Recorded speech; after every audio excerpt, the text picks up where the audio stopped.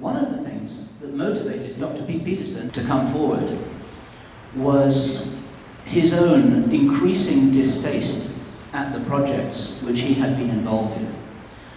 And one of the many things we talked to him about was about what is known colloquially as the Super Soldier Program. And to refer to a human being as this sort of asset, this disposable asset in the Super Soldier Program, tells you a little bit about how the powers that be regard the human life and the human spirit.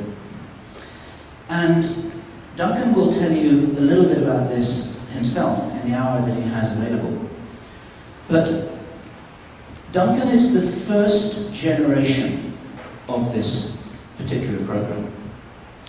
And off record, we talked to Dr. Pete Peterson, and I've got to be a little careful about this, but he talked about Duncan O'Finioan being the first generation of this program. And when we mean the first generation, we're not talking about fathers and sons, we're talking about leaps in technology. Like, the first generation aircraft was the Wright brothers. The second generation aircraft was a Second World War early fighter jet. The third generation aircraft is the B-2 bomber. The fourth generation aircraft are the things that officially do not exist and which fly off in the secret space program. The Super Soldier Program is now in its fourth generation. And we were told some details about this. At least.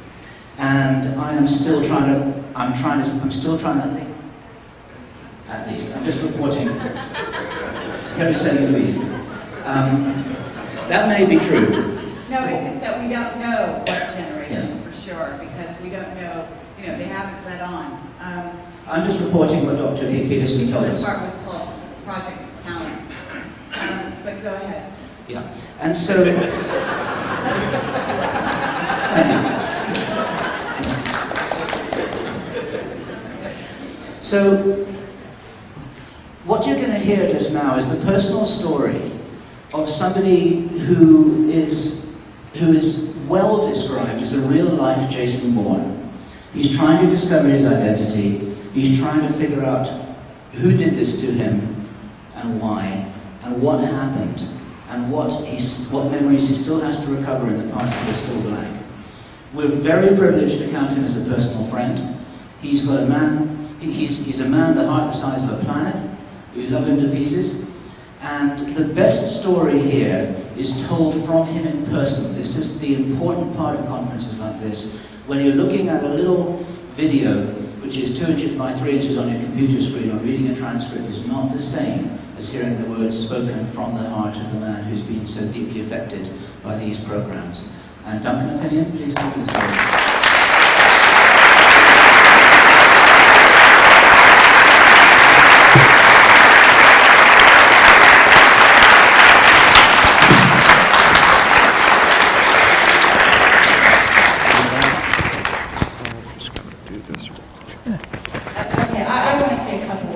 Throw that in a pocket. Duncan is a highly gifted psychic, among other things. And I do want to say that when Bill was talking about first generation and so on, actually what we're talking about, the logical progression of that becomes robots. Okay? Becomes things like the Terminator, becomes things like human beings that are combined with machines who have limbs that have been enhanced, and I'm sure that Duncan can clarify this for you. But that's where we're going with this. So I just wanted to be a little more specific, not quite so general, so that you understood where we're going with this. And there is no superficial relationship between some of the things that Pete Peterson was involved in and we are not allowed to talk about, and what the other levels of what Duncan was the first, if you will, test case, or the main test case, the prototype, however you want to put it, the human prototype. Okay, so with those leading comments, you can take that where you will. Duncan O'Finioan. Thank you.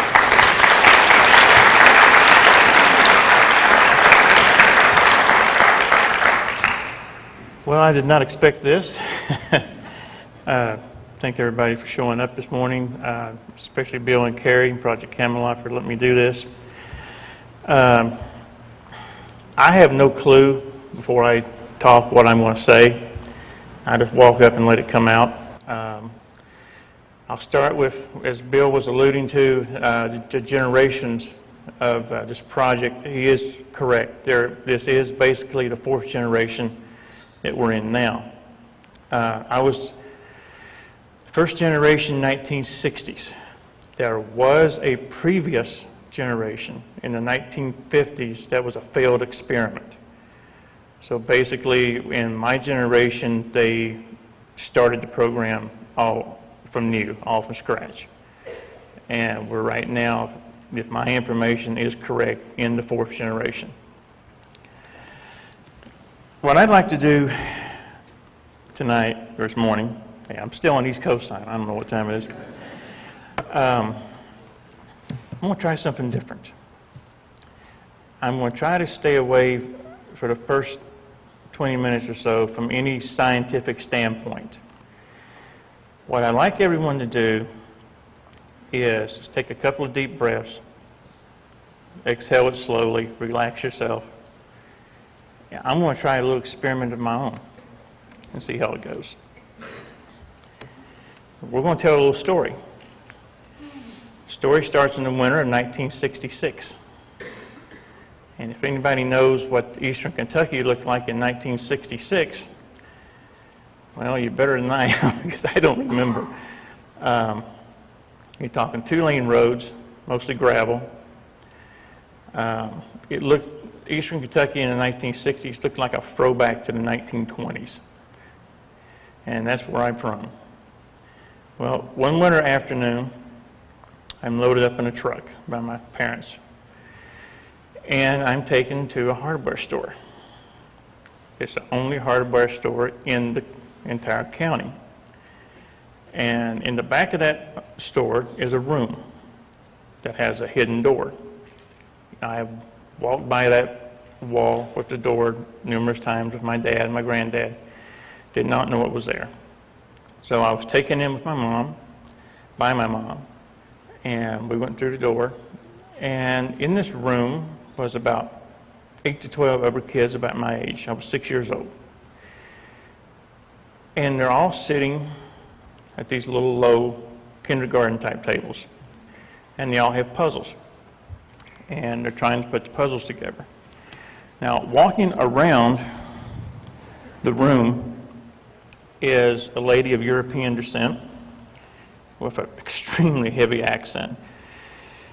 And she comes over to me and helps me take my jacket off and sets me down and asks me if I'd like to play. 6 years old. Of course I want to play. She gives me some puzzle pieces and says, make a picture out of the pieces. Well, for years, since I started to regain all my memories, we had thought that the test itself was making the correct picture with the puzzle pieces. We don't believe that's so now. What we think it was now was the lady's name was Helga. She was a transmitter. Can you talk just a little bit louder for us? Because if you hold the microphone out, Okay. just a little bit closer. Thank you. She's a good friend of mine. I'm allowed. What we believe now is that Helga was a sender, a transmitter, a psychic transmitter. And the test was to see if I would be a strong enough receiver. Because as the project transgressed through the years, we were mated up with another. One being the transmitter, one being the receiver. One being the spotter, one being the shooter. And that's how we wound up being 2 and 3-person teams, sometimes 5. Okay? But we were always together, the psychic, the soldier. Now, I'm just going to jump around a little bit because I have an hour, and I'm going to assume most of you have seen the interview at one time or another. Okay. Project Talent. The easiest way to explain what Project Talent was, it's basically, or was basically, the taking of other people's talents and using it for their own purposes. Each one of us taken into this project had a specific talent, which the government took, trained, increased, enhanced, and exploited. We were never supposed to regain our memories, but some of us have. In 1966, in the group that I was in, there was 1,000 of us. There's less than 20 today. Half didn't survive. Now,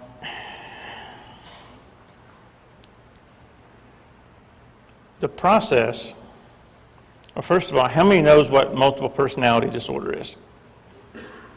Yeah, it's about what I expected. What they did with us is they split our personalities. This was artificially induced. And if you look at one of the paintings on the back wall, when you have a chance, you'll see a graphic description of what was done. The alternate personality is the one that was trained in every martial art known to humankind. We were trained to fly every aircraft there was at that time. We were trained in every aspect that you could think of, every art of war, every part of the military there was. We were, in essence, a par elite of soldiers. And we were used all around the world. A lot of our assignments were for termination. A good deal was for intelligence gathering. But by and large, we were assassins, pure and simple. And someone needs to be held responsible for this. So where do we start? Who do we hold responsible now? I'm 50 years old. The people who did this to us in my generation are probably long gone. However, the projects continue under different names, different guises. They still continue. So how do we stop it? Anybody? How do we stop it? I'm just a loudmouth on a stage. That's one. How about we turn ourselves against them? We were created to be a private army in the future. People ask me, what if you're exposing this, you went through all this, why are you still alive? I'm still alive for two reasons. I was part of a project. The project has not ended. It's still ongoing. The reason most of us are still alive is they hope to activate us one last time and be the protectors, the private army of the elite of this country. I'm not going to do it. And I don't know any of us that will.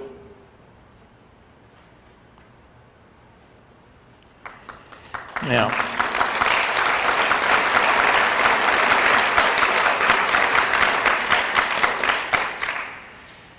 what I'm going to do for the rest of my time is kind of turn this over to the audience.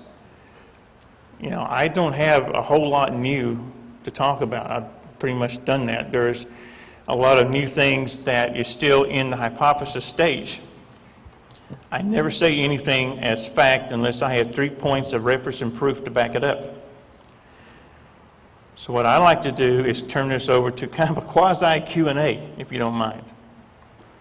So if anybody has anything that they would like me to add on to or to explain more, let's do that for a while. Yeah. She got her hand up before you. Duncan, why don't we have people queue up over here so we can That's have a fine. mic? Cool. We'll save time. Okay.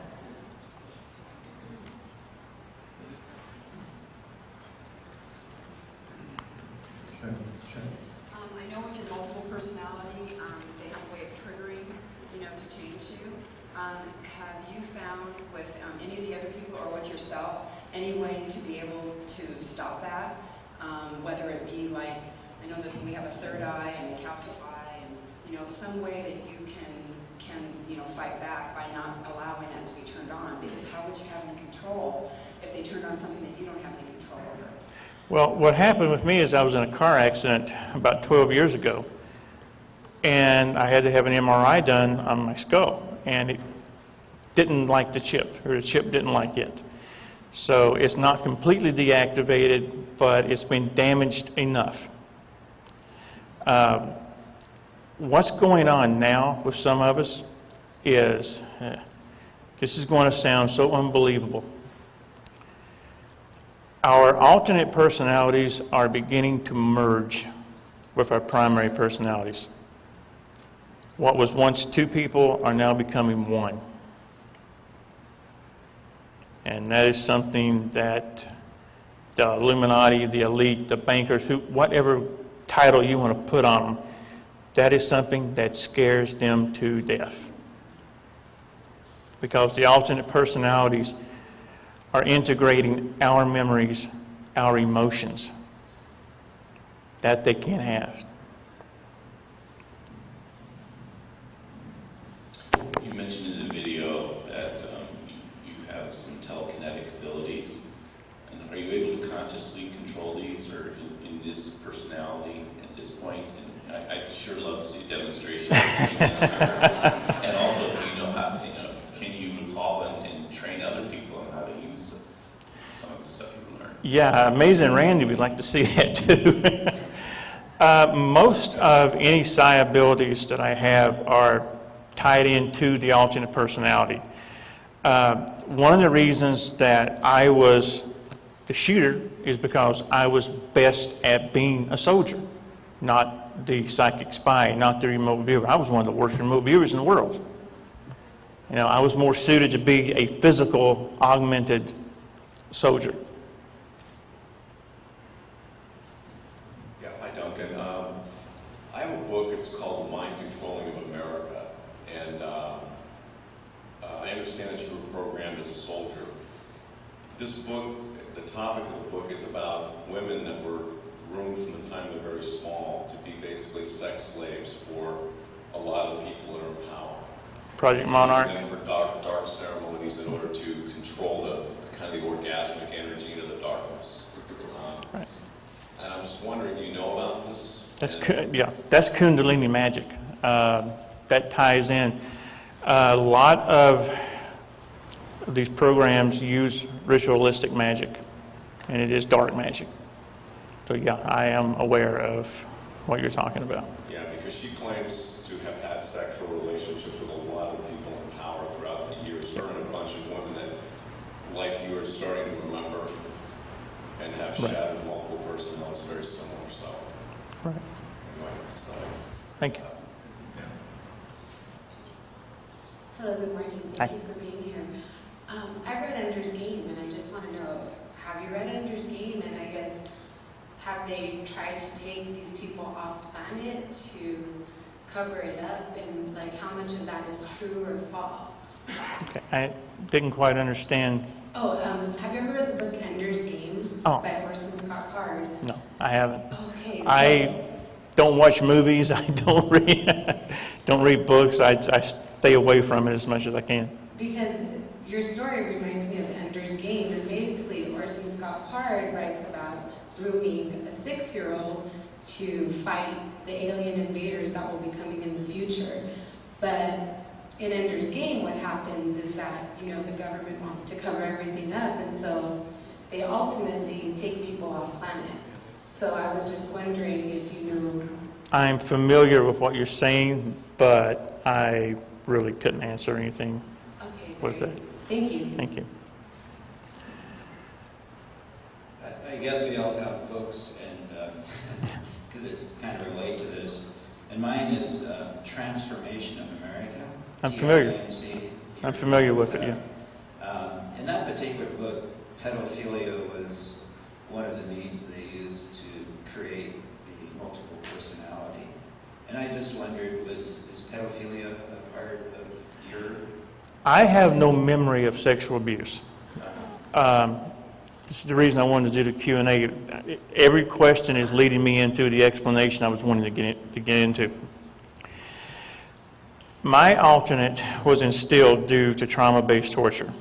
Okay, I was, over a period of time, what a lot of people think when they see the previous interviews is that once I was taken from Kentucky to wherever I went, this was done instantaneous over one day. No, this took place over weeks and months. All right, we started out with being strapped into a wooden chair with the strobe lights, being talked to, slapped around. I learned what waterboarding was by the time I was 7. Okay. Then they would start with the needles under the fingernails. They would do 1, and a few days, maybe a week later, 2. The purpose for this was to increase the pain tolerance. Okay, they wanted us to have a pain tolerance that was unbelievable, so that they could finally get to the point to where they had all 10 fingernails with needles underneath, and then an electric current being put through them. Then I was given a drug so that I could not faint. I couldn't black out. So at that point, your psyche has a choice to split off to an alternate personality or die. I split. Most of them didn't. Does that help? Does that help? I think you're very brave to come to this sort of meeting. I would think you'd be at risk. But anyway, you were mentioning that there were initially 1,000 recruits. Now, did all 1,000 go through the program, or you said there are only 20 remaining? It's my understanding that there's only 20 of us remaining alive. The 1,000 that were taken into the project in 1966, we were first generation augmented individuals. They were from all over the world. I remember kids from Australia, England. When I say all over the world, I'm talking about the allied countries that we had at that time. I do know that the former Soviet Union was working on a very similar program, as well as China was working on a similar program. There was one incident in my early 20s when I went up against one of my Soviet counterparts. I lost that one. How did your parents react to this? Did they have a problem with that? My parents? I'm going to be diplomatic. No, it's a good question. It's an excellent question. My father was in the CIA. That's how my involvement came about. This is a generational project. I haven't spoken to my mother or my siblings in over 20 years, and I have no desire to. What do they think about this? They would probably as soon see me in the ground right now, and that's being diplomatic. Duncan, I'm very sympathetic with your state. The severe trauma that makes the multiple personality disorder. And in fact, most of our soldiers who go abroad and experience trauma experience something called post-traumatic stress disorder. Right. So you have a very severe case of that. And I would like to suggest, if you didn't know about it, there are some very good mind-body medicine techniques that can be used to really release the trauma and the emotions connected with the trauma that could possibly lead to a healing. And when you said that you felt that the various personalities were beginning to merge, actually I think that's the mind-body trying to heal. But I think the point is that you want to get rid of the traumatic stress disorder so that you can go back to being your whole self. So if you want more information about that, I may be able to help you. Sure, thank you. The problem with that, with the personalities merging, when that begins to take place, we really don't have a choice. We either let the personalities merge together, we let the implanted personality take control, which would not be a good thing, or we become one person, kind of right down the middle with the original and the augmented. Something that at least has some emotions and some understanding of right and wrong. The alternate personality has, at that time, before the beginning merge, has no emotions. Right and wrong means nothing. Okay, simply follow orders. Duncan, thank you for being here and sharing with us today. Thank you. It's probably been a couple years since I'd seen your interview. I was wondering if you could talk about the experience when you were in a team, as you were youngsters, when you came in. I don't remember if you guys stood in a semicircle or a full circle, but took out the enemy. If you could discuss your perspective on the energetic mechanics of what was going on, how you did that, and perhaps some of the other phenomena that might have been similar. Yeah, don't tell anybody. We were in Cambodia. We weren't supposed to be in Cambodia during Vietnam, okay? But we were there. There are some people in this room that were there. After we're finished, if anybody wants to talk to them, I'll introduce you. We were flown in as part of a rescue operation. A couple of SEAL teams and OSS teams were pinned down by Khmer Rouge fire. The process by what we did, I really don't have an explanation. But you're correct. We came out and we formed a semicircle facing the direction of the enemy fire. And we do have some more information on that since we did the interview. There were 12 of us. I was team leader. Consider each of us as an individual acted as a battery. And we transferred all that energy into something else. It was a 13th person. But we don't know who the 13th person was. A 13, again, being a ritual number. The number of dead that day numbered in the hundreds. We then got back on the chopper and we flew off. So I take it that was also another aspect of the training that one of the other personalities is schooled in. Correct. Interesting. Thanks. Thank you, Duncan, for being here. Very brave. Thank you. I watched the video with Dave Corso, and you seem to have more memory than he did. He doesn't seem to be have the memories that you do, or it doesn't seem to be as stable. Was he in your program, or was he the generation that failed? No, Corso was not in my particular project. He was in a different sub-project. Okay, Project Talent wasn't the only game in town with all this. There were a dozen sub-projects going on. For example, Project Talent fell underneath the umbrella of MK Ultra. MK Ultra being a catch-all phrase for anything concerning mind control. There were 172 different sub-programs under MK Ultra. Project Talent being one. And Project Talent was where I began, and then I was moved, as I said a lot of times, when I have Project Talent, it's like going to school, okay? And I was moved from Project Talent to the Ultimate Warrior Project, because I was more suited to be a physical soldier than a mental/psychic soldier. To answer your question about Dave Corso began getting his memories back right the time he should. Late 50s, pushing 60, 61. That is when the blocks began to wear down and the memories start to come together. He got them back right at the perfect time. I got my memories back because of an automobile accident. If I had not had the accident, I don't think I'd be standing up here right now. I would probably still be utilized, and I would probably be in the Middle East right now. Oh, you'd still be working? I have no doubt that I would still be part of the program. Thank you. Yep. Hi, Dan.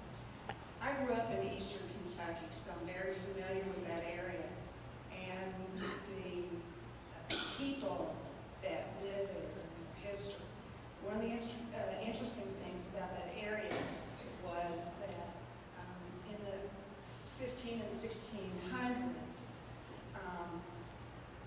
a lot of people that populated those mountainous areas were people from the British Isles. Mm-hmm. And they were, I don't say all, I know some, not every included, were running from the law. So they populated those mountains, and they were very closely knit and still are as a community. And my question to you is, can you talk about, you mentioned that your grandfather was in Truett. Can you talk about that at all and how that has affected you? I had two grandfathers at that time. One's name was Bull. He was a full-blood Cherokee. The other was my father's stepfather. And I grew up more with my father's stepfather than I did the other. What county or what town were you from? Ashland? And you're not old? Okay, I know where you're from. But yeah, you're absolutely right. During that time, the mountains were littered with people that bail bondsmen would have loved to have seen.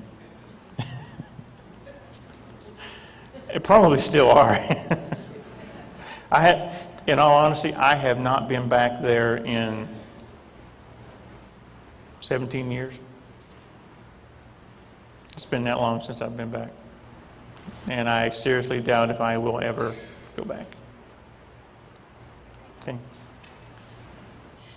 Duncan, you talked about how the two personalities for those less than 20 of you from your group who are still here is merging, those right. two personalities. And that those in power are fearful of that, I believe you said. They don't want that to happen. Right. Can you just touch a little bit on that and why? What's causing those two personalities at this time to merge? What's causing the merging? We have no clue, and neither do they, because it was not supposed to take place. What terrifies them about the two personalities merging? My alternate personality, one of my alternates, I have four. Two of them, we don't know how they got there. Okay. My primary alternate is known as Omega Unit 197. He knows where all the bodies are buried. He has all the knowledge, all the locations, the dates, the places, the bank accounts, etc. Imagine when we finally merge, I'll have that knowledge in this personality. That better terrify them, because I will turn it against them.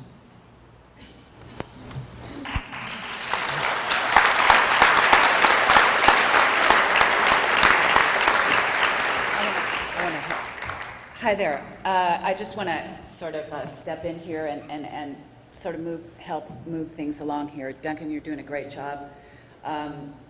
There's some interesting energy in the room right now. Miriam Delicato, are you in the audience? She there? Okay, if she is, could she please come on stage? Thank you. This is Dave Corso.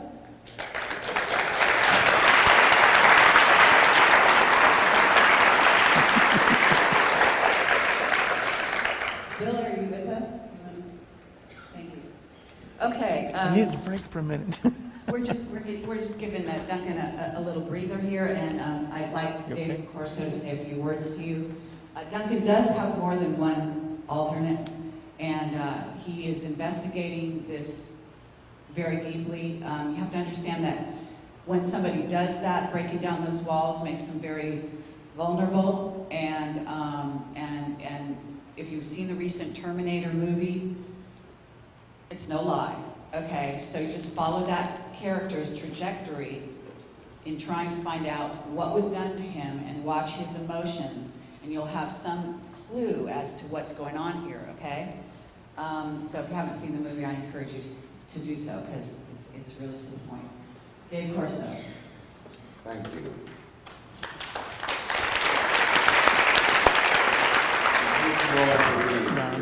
It takes courage on your part to be where you are. Thank you. Let me explain to you how I met Duncan in this iteration of life. We had a mutual friend named John Morrow. John Morrow was the 13th member of the team. When the helicopter landed in, PTSD, there's an energy in here that's working now on me. Bring it on. I suspect and I'm all for you, because I'm going to that's send it back what to it you was. 100,000 times with love. Because that deserves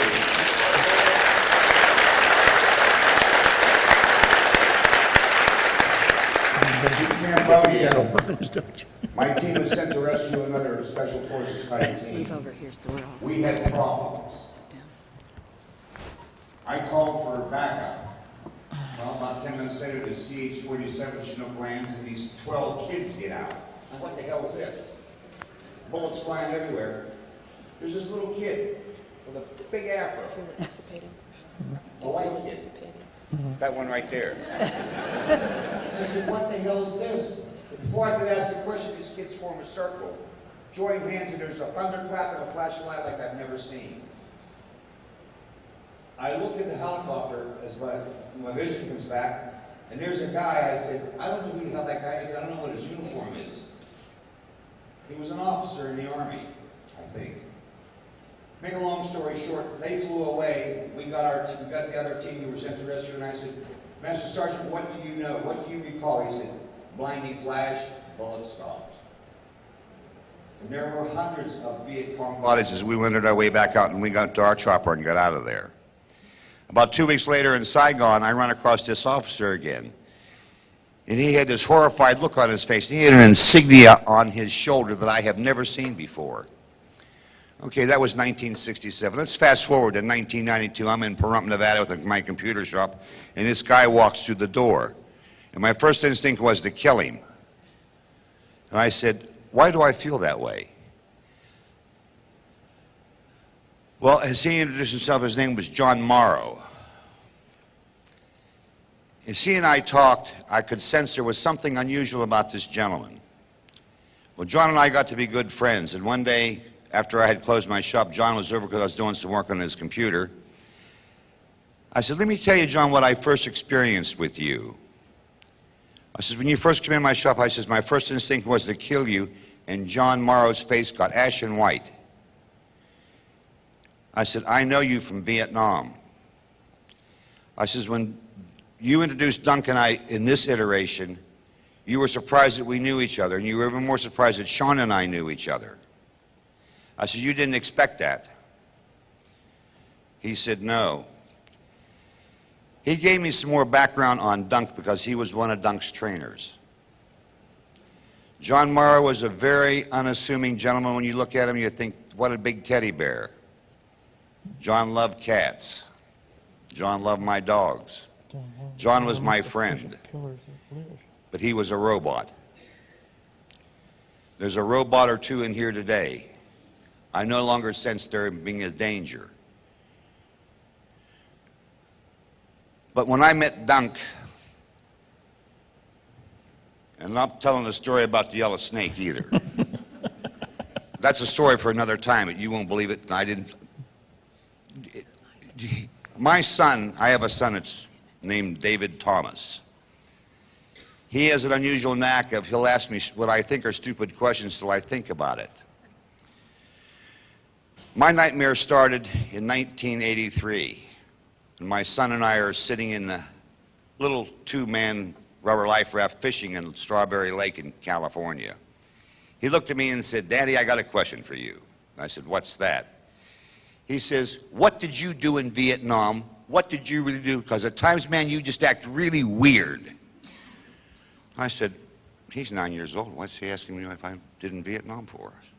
I said, "I think I did this." That night, the nightmare started. Duncan and I have been through iterations of life together, as have Allison and I and Laura and I. I'm here to meet people to tell you this. Whatever Duncan says, you can take it to the bank.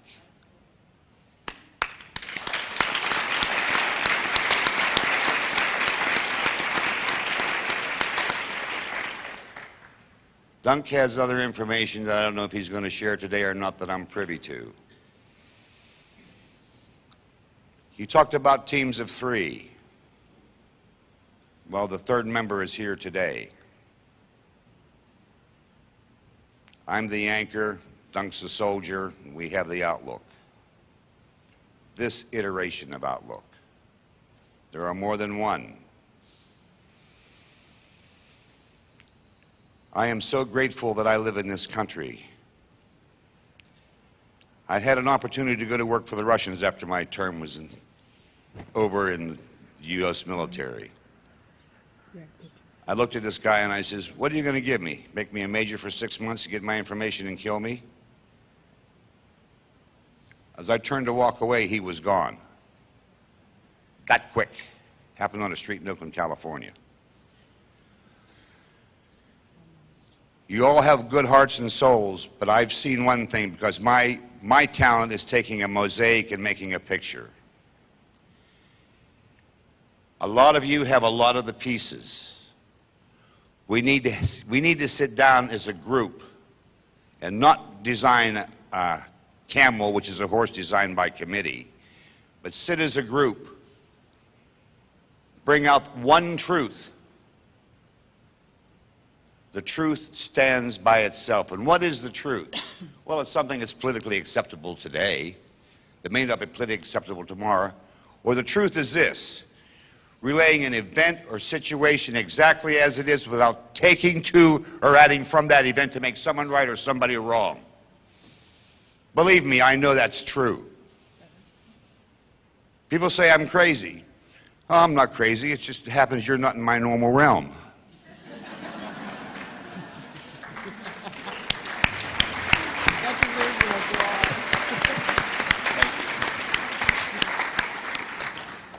I have wolves. I raise wolves. And I have a wolf that lives in my house.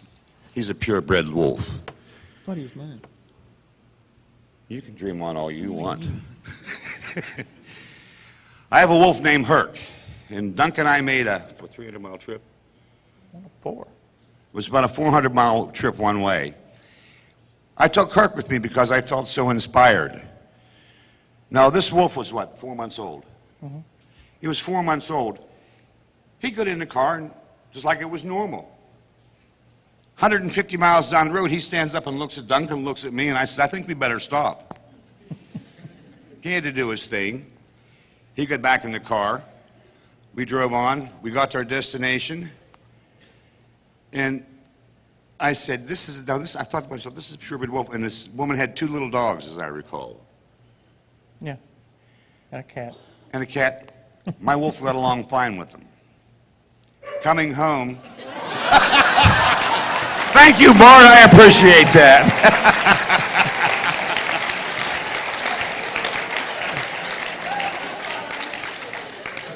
You had to do it, didn't you? Well, I got a thing with dogs. Anyways, as we were coming home, we stopped at a well-known sandwich shop, and we got 2 burgers. 2 for Dunk, 2 for me, and 2 for the dog. You know what? My dog wouldn't eat them. He buried them in the seat. I found them the next day. So much for loving it, I guess. But I have had some amazing adventures with Dunk. Sitting in my living room, like it says in the interview, Now, stereo and things were turned off. They shouldn't make a noise, right? How about a loud pop that hurts your ears?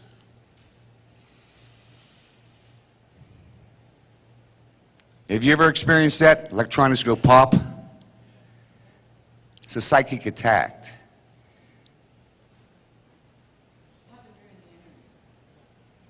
You were there, you should know. You thought your twin sister was there. I have a lot of fun with life. Things seem to be clear in here now, and if they're not, bring it on, Etnity, I'm ready for you. That's right. Let's take a couple of the other questions here, and you got two people. You can ask either one. Duncan has actually got a mic on him. Duncan, say a few words so we can make sure it's working. Does it work? Yeah. Okay. Great. Okay, hi. I'm just wondering, if we were to look at X-ray photographs of your arm, your shoulder, and your head, do we see anything interesting in those? You would see metallic objects. I have X-rays and photographs of the implant in my left hand, the cranial implant. I don't have one of the shoulder because I can't seem to get my HMO to pay for it. Do you think you could release those online for us? Pardon? Could you release those photographs online for us? They are. They are? They are. Are they on your website? They're on my website, yeah. Thanks. DuncanO'Finioan.com. If you could say that website one more time. DuncanO'Finioan.com. First, I just want to thank you both for being here today and for being courageous enough to speak with us and tell your story. I do have a few questions. One is Project Talent. What were some of the other talents that the children expressed? And if you could introduce us to some of them that are remaining today. Project Talent, like Duncan said, is a far-reaching talent, a far-reaching program, rather. My talent, among others, is taking a mosaic of little bits of information and giving you a very clear picture. That was been brought home this weekend. There are people here that I was meant to meet. There's 3 in the back room right now. I wasn't taken for periods of time. I was taken for the summers. I was a summer school, so to speak.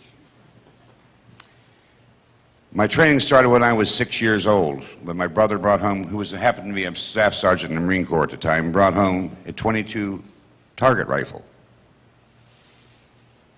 That was part of my training because he was also in early Project Talent, as I found out later.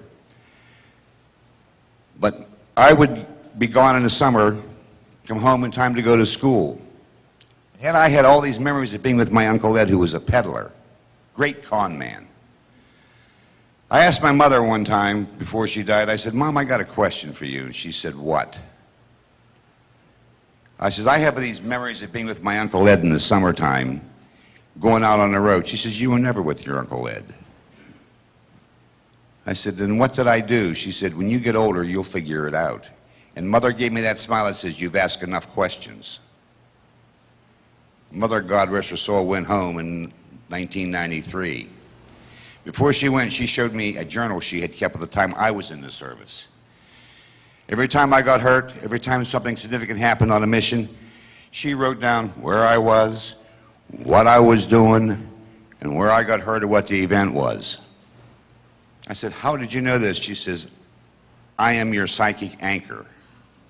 I said, "I didn't know that." She said, "There's lots you don't know yet." And my mother, God rest her, was an angel. Boy, could she be a holy terror. Now, I'm different than Dunk. I don't have any Native American blood in me that I know of. However, I say I'm Sicilian, that's because my mother was Scotch-Irish. My father was purebred Sicilian, and I was raised by my grandparents. And it's interesting to know that when I was talking to the third member of our team, Friday morning, I'm laying in bed at my niece's before I come over here, at 4:30 in the morning, and I said, "Hey, Allie, it's 4:30. Send a message to him, but he never gets it. I asked Allie, I says, "What happened at 4:30 this morning?" She said, "I woke up out of a sound sleep and sat up and said, 'What's this?'" Psychic abilities are alive and well. I'm just finding out what mine are. I never thought to even question myself about it. But last night we were sitting in the cafe. Allie and I looked at each other at the same time, and somebody was there. Somebody was there. There was a psychic vampire, was the second thing we noticed. Robots don't know they're being used. They don't know what training they've had. They have no knowledge, no memory. So we can't hold it against them personally. But understand, as many people as there are different programs, because everybody has different natural native talents that have to be capitalized on. And I hope I've answered your question. Yes, you did. I have two more, actually. Go ahead. You almost actually leaded into them. The second question is, how can we locate, communicate with the members of the subsequent programs, the next generations that they were talking about, and help them to understand what's going on with them? I don't think you want to. We are the way we are without explanation. We don't have one. As I said earlier, we were never supposed to retrieve our memories, at least not at this age. I helped Dave get his back. I got mine back due to an automobile accident. So I woke up early. The generation of people that are in this project today, which would be the fourth generation, geez, that is a very scary thought, to try to locate one of these guys and communicate and try to reason with that person if they're in an altar. We have some information about the fourth generation that I think, in the context of what you've told us, we should maybe say a few words about. These soldiers are not human. They can sit in a doctor's surgery and pass the tests, and the doctor would not know if it was not an invasive test. Blood pressure, reading, EEG, ECG, they'd pass the test. They'd be a healthy, strong-looking, quite large, muscular-looking man. The person who told us this once had a company, had a corporation, and the name of that corporation was Cyberdyne. Anyone seen the Terminator movies? Okay. This is a reference to what we heard yesterday about how the reality merges into the Hollywood movie industry as a way of, I believe, primarily as a way of disguising the truth, because when somebody says, hey, you know, these Stargates are real, then they get laughed at because it was just something that came out of a movie script. This is how they hide things like that. Cyberdyne is one of those examples. The person who told us this, we pushed quite a lot. We had quite an interesting conversation about it, and we were given to understand that one of the functions, one of the many functions of these soldiers, for lack of a better word, of course they can go into space without any problem at all. They don't need to breathe. And the numbers of these soldiers, we were told, was something in the region of 15,000. They've never been deployed in combat, we were told, because then their existence would be revealed. But whoever the enemy is, and we're not sure in this context, they are given to believe that they exist, but they've never been used. Now, that's pretty much all I know. I'd like to ask Dave and Duncan here whether this fits with what you believe you understand. This is a conversation we haven't had. It of necessity has to fit. I mean, Bill gave an analogy with airplanes on the generations. Let's take a better look. Let's take a look at computers. 1962, when I was first introduced to computers, that almost filled this room. Yet I have one sitting on my desk. Well, I have 6 computers in my network at home. I happen to like to play with computers.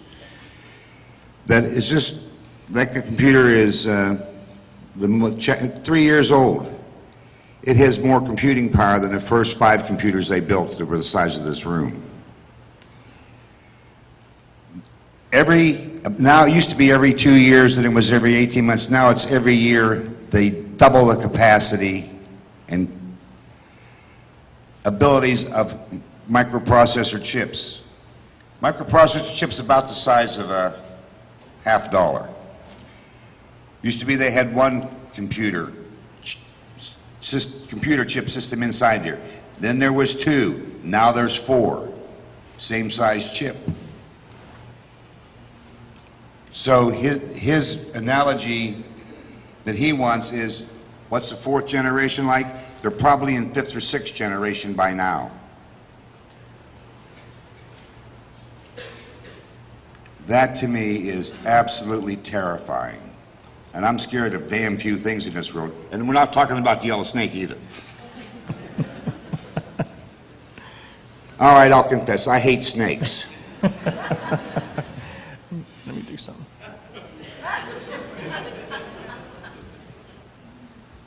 I won't do it to you. Listen, long and short, you do not create an army unless you intend to deploy that army. This 4th generation super soldier, warrior soldier, whatever you want to call it, are some bad people. I couldn't stop one. I was the best we had at my generation. I cannot stop one. The possibility is very, very real. They will be turned loose on the American populace. What do you want to do about it? I want to stop it. If they turn this 4th generation loose on us, we're toast. And they will try to reactivate each and every one of us from 1st, 2nd, and 3rd generation to join with them. If we don't expose them now and try to at least put up a blockade, we will not have a chance. They are that good. They are that strong. They are that invincible. We have very, very little time in which to pull this thing off.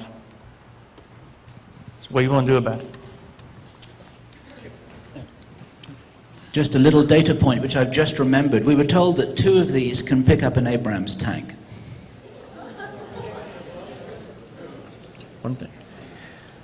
I can do a 1,000-pound deadlift at 49 years old and a broken neck. My neck was broken in 3 places in my car accident.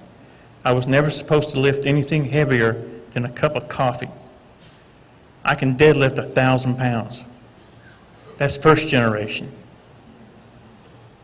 What Bill just said about 4th generation. Think about it.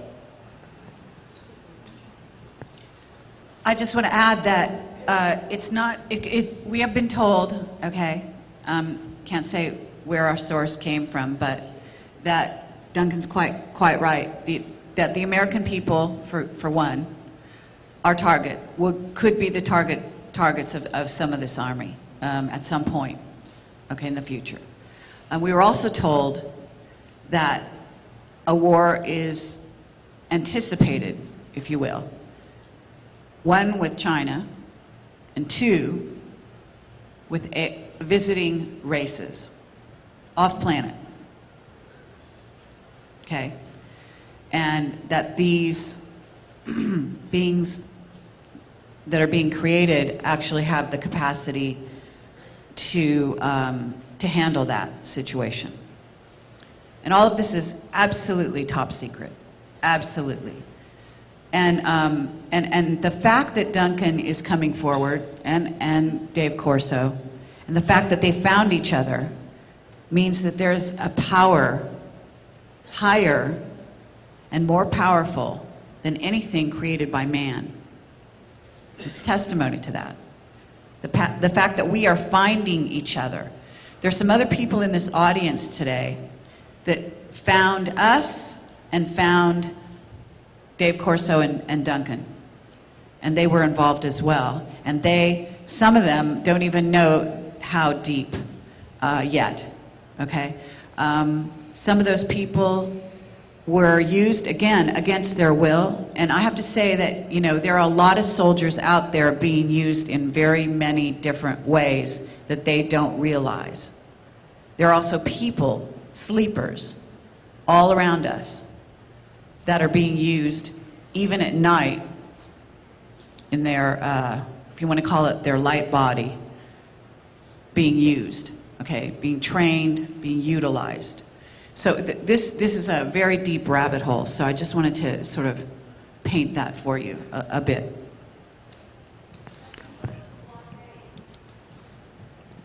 Say that again?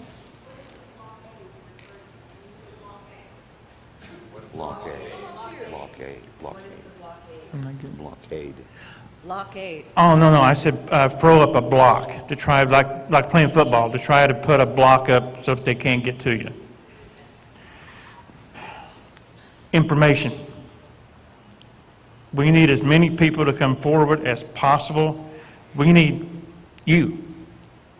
Anything an individual can do, even if it's as little as mentioning what's talked about here on a radio program, even be a call-in, even as much as writing your congressman. I know that's a waste of time, but you can flood their offices.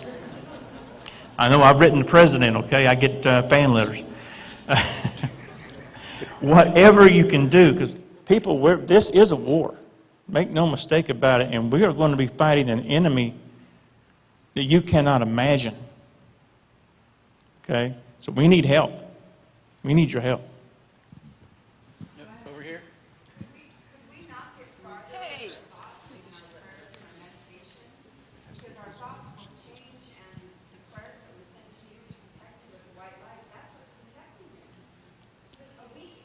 Right. That's very true. That's absolutely very true, and I appreciate everything you and others that I know in here that are working right now. Okay, that's very true. But at the same time, we need a physical presence to show a physical presence that we know who you are, we know what your agenda is. We're going to stop you one way or another. All the love and light works with it. They complement each other. You can't have one without the other. That's the point that I was trying to make. And I do have a nasty habit of speaking too fast because my brain works faster than my mouth. And a lot of times it doesn't make sense. So you just have to tell me to shut up, say it again, slow down with it, and go. It's my last question, and after I'll just offer one possible solution. But I'm glad you mentioned that everyone has talents. I was curious how the rest of everyone here, as well as around the world, can identify and develop their talents responsibly. It's genuinely widely accepted that everyone has a certain degree of psi abilities, that we're born with that. If you're asking me how would you go about strengthening or enhancing that, first of all, stay away from anything that says project on the beginning of it. No problem.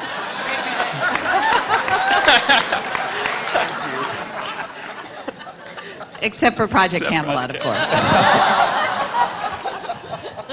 All right, my mistake. Find a teacher. Find a teacher, someone who is a white lighter, a true white lighter, and work with them. Let them teach you. And then the possible solution, it was with the conversation with Cynthia and another one of the guests. She said that, similar to what this individual was talking about, if we can send white light energy and love, call it prayer, call it what you will, to, it's a radical idea, but to the Illuminati or the leaders out there so that they can help to understand really what they're doing and so that they will have more love and actually change their mind to prevent unleashing such a super soldier force, as well as helping to shield them in the same energies that are shielding you so that the negative energies that are around them will not be able to be around them. Well, you raise an excellent point, but however, believe me, the Illuminati know exactly what they're doing. To pick up on what you were running with, thought equals action. So, as the lady here said, with the positive thoughts, absolutely, you can manifest those positive thoughts into reality. So what you're saying has merit and it possibly has a chance. But in the meantime, we need to have some type of preparation if it doesn't work. Absolutely. Thank you so I much. I want to say something here. What we're talking about is awareness, okay?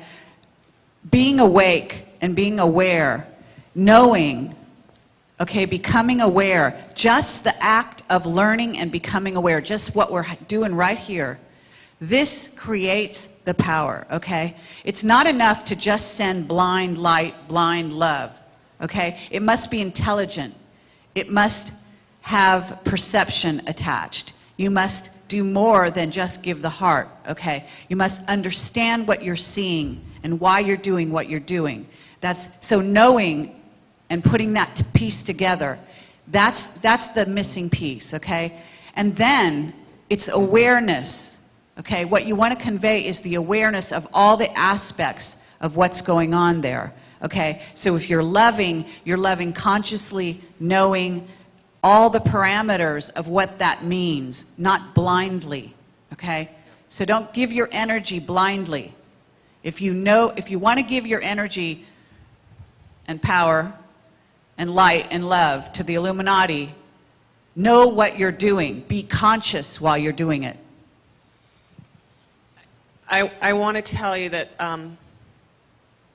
in that respect, there's something that I've done in the past in a particular situation where there were so many people involved, there were so many levels of understanding. What I really sat and I meditated and asked my contacts, what is it that I can send to them? So I sent one message. I asked for every individual involved to see the truth, to understand it, and accept it. Because the truth will come from universal understanding and not only truth on the level of life here. So the truth would be that they are doing wrong and they would see it, they would understand it, and they would accept it. And then there is no choice at that point, comes change. So send them and send the world that the world sees and understands and accepts the truth. Thank you.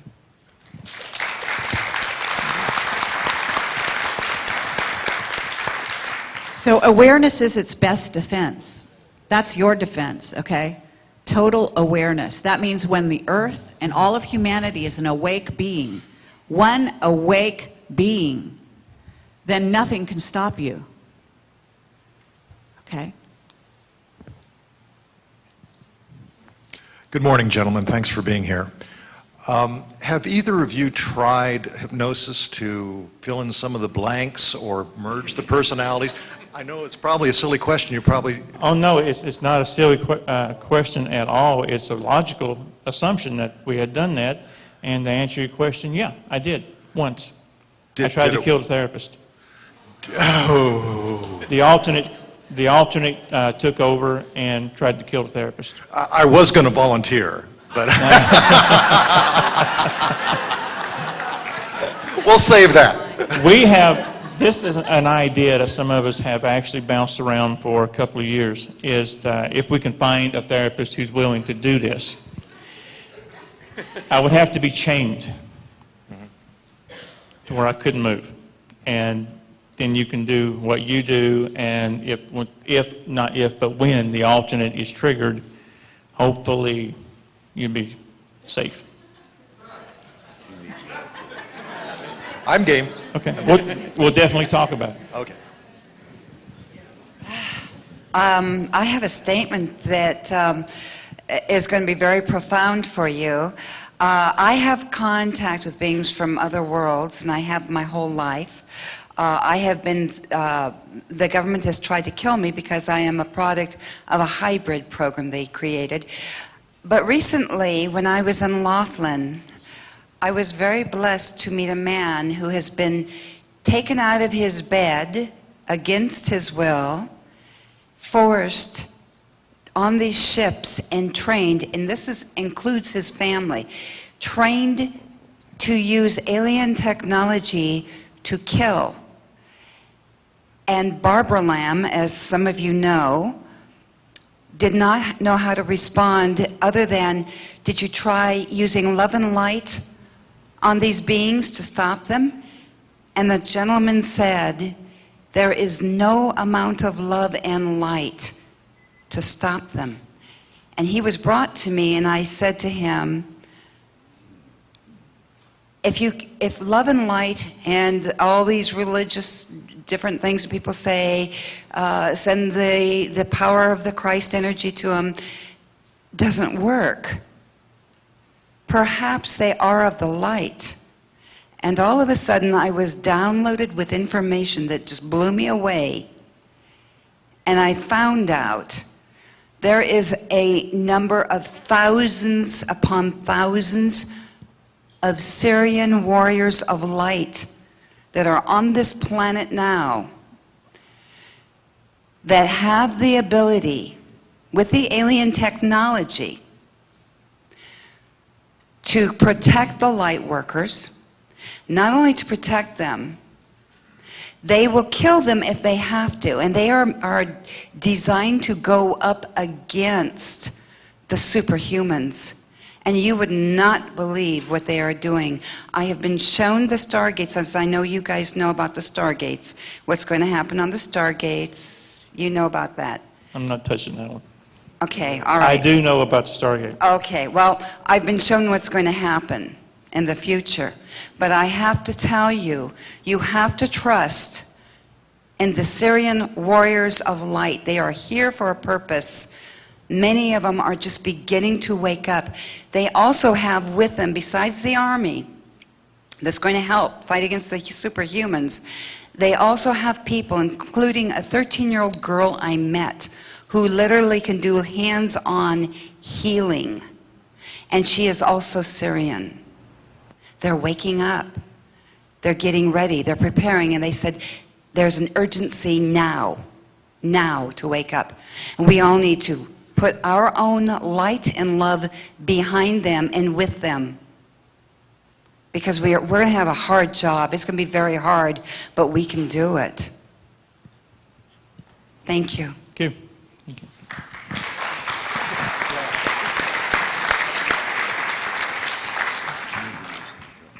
Hi, thank you for being here.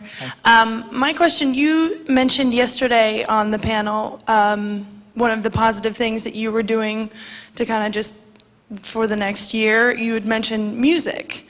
But you had just mentioned that you don't watch television or anything like that, or movies.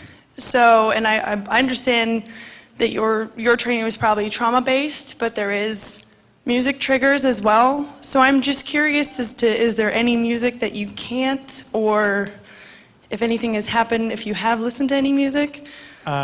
What I was doing yesterday was using, I think what I said about if the government controls alien ET disclosure, that we're not going to like the music at that party. Got it. I was just using that as a metaphor, comic reference. But to answer your question fully, no, I watch very little TV. As far as music goes, I stick with classical. I like Celtic music. That's about it. Okay. Yeah. True. Thank you. Duncan, in light of the purpose and the whole way that Camelot works, which is to expose and to be protected by exposure of truth, have you guys thought about doing everything you could to get actual memories with dates, times, who was killed, where they were killed, and a list of it that would fully expose the program and could have a, That, in some respects, definitely would definitely help to expose, but it wouldn't entirely expose. What we have been doing is basically putting a call out for anyone who is involved in these projects to get in touch with us.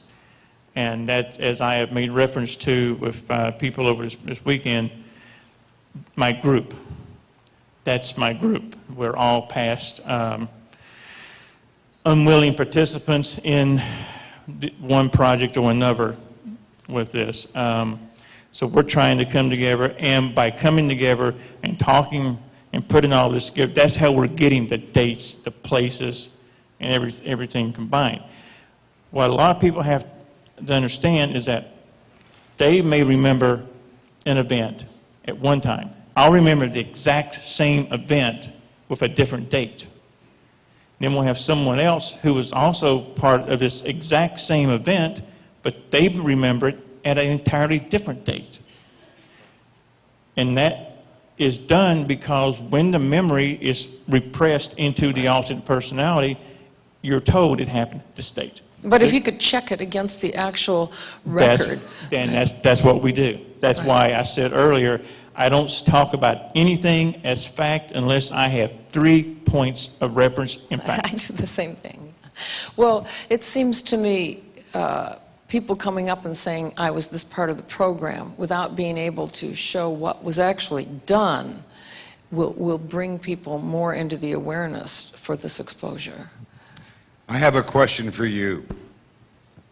What's your memory of what happened 2 hours ago?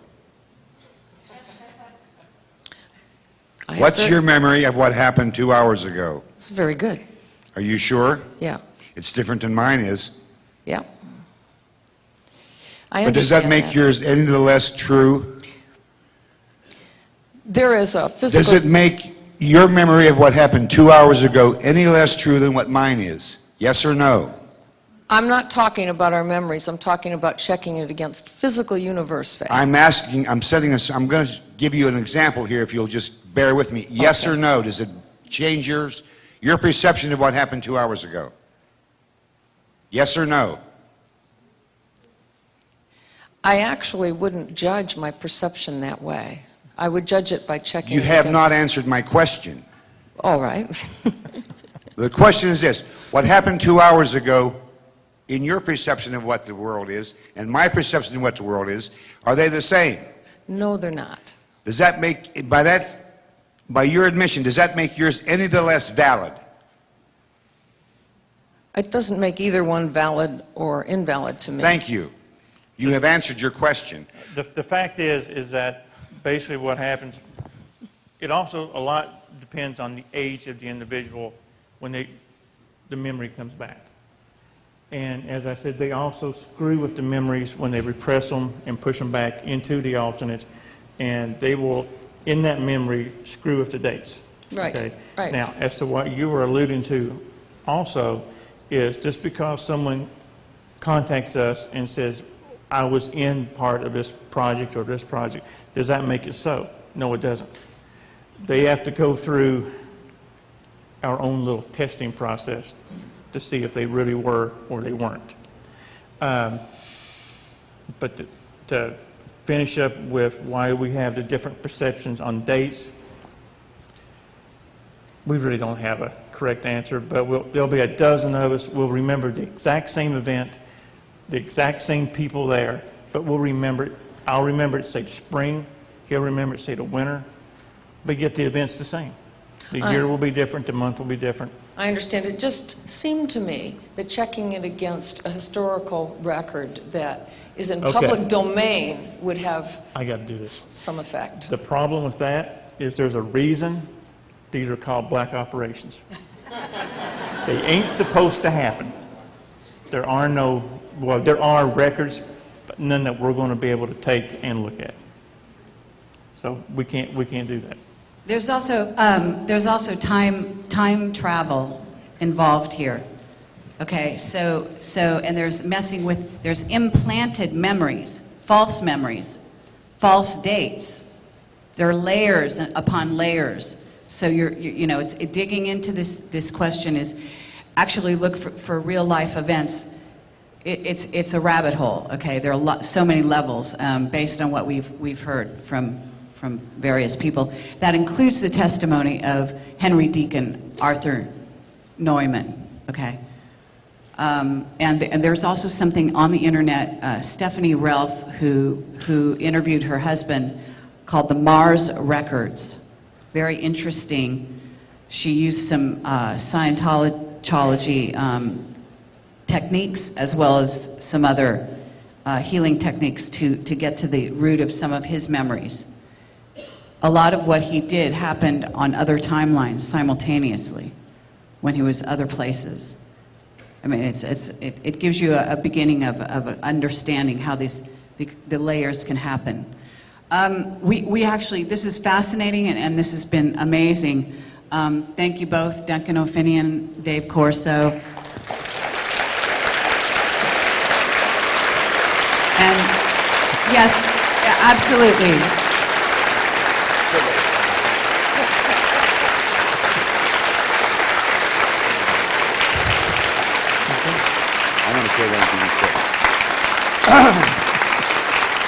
If I could have your attention for 1 minute. How many of you have ever got a phone call, you picked up the phone and there was nobody there? How many of you use caller ID to screen your calls? Let me tell you a little adventure I had. I had a phone call. It looked like my son was calling me. Told you you opened up a can of worms. However, when I picked up the phone, there were tones come out of the earpiece on the phone. It wasn't my son calling me. They can manipulate caller ID to give any number they want. If you pick up the phone and you hear something funny, or you think you hear something funny, hang the phone up. That's a very common way to initiate triggers. Just be warned when you're called. Make sure you feel comfortable answering the phone call. If I get a call from an unknown number or an 800 number or a blank number, I simply don't answer the phone. Yeah, I have to say, you guys are being mind controlled. Okay, your televisions, you name it, the technical devices around you, scalar weaponry, it's not just these two guys, okay? It's happening to all of us. You must become aware in order to resist it, okay? So you need to know that these things, telephone calls, television programs, various anomalous events that happen in your midst, pulses sent through stereo equipment, actually wild things. We've had some things happen up here with some of this equipment, same thing. Thank you very much for being here for this. I'm actually seeing Alex Collier in the audience. I'm opening it to, if he wants to come on stage now rather than 11 o'clock, he's welcome. We can wait until 11. It's up to you, Alex. Thank you so much for coming.